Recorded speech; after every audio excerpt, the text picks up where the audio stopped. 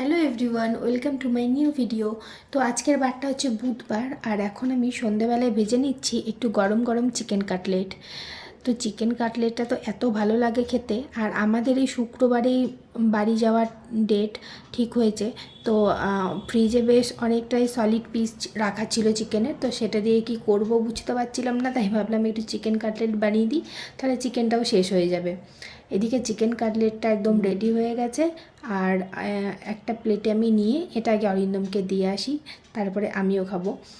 এই যে ওকে এটা দিয়ে দিলাম, আর তারপরে এই যে আর একটা ভেঙে তোমাদেরকে দেখাচ্ছি, দেখো কি টেস্টি হয়েছিল এটা খেতে। আমি তোমাদের সাথে এর ভিডিওটা কালকে শেয়ার করে দেবো।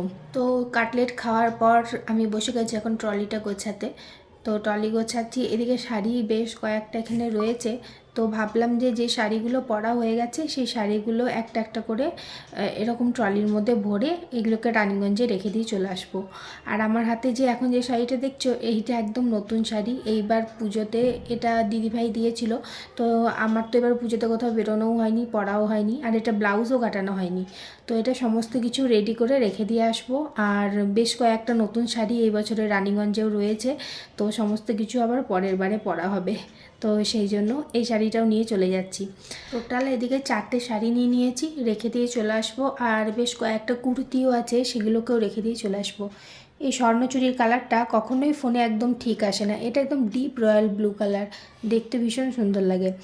তো যাই হোক, তো মাঝখানে অরিন্দম এসে ট্রলিটা কিছুটা গুছিয়ে দিয়ে গেছে, আর উপর আমি ওপরে এগুলো ভরে নিচ্ছি।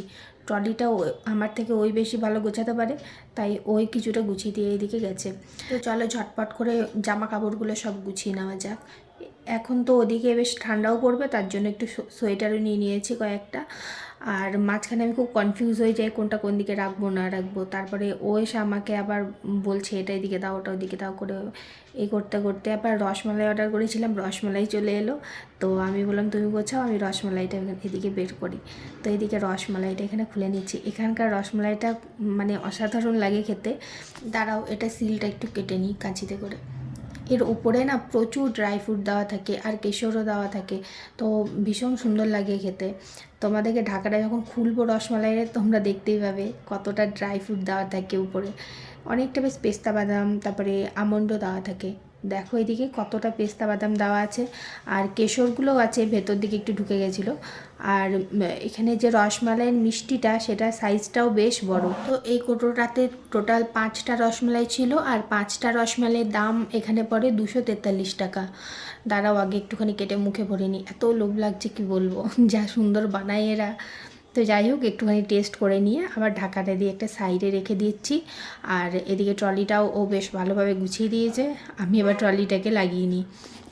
ভিডিওটা তাহলে আজকে এখানেই শেষ করছি। সবাই খুব ভালো থাকবে, সুস্থ থাকবে, আর আজকে ভিডিওটা কেমন লাগলো সেটা কমেন্ট করে অবশ্যই জানাবে। ফেসবুক পেজ থেকে দেখে থাকলে পেজটাকে ফলো করে দিও, আর ইউটিউব থেকে দেখে থাকলে চ্যানেলটাকে সাবস্ক্রাইব করে দিও।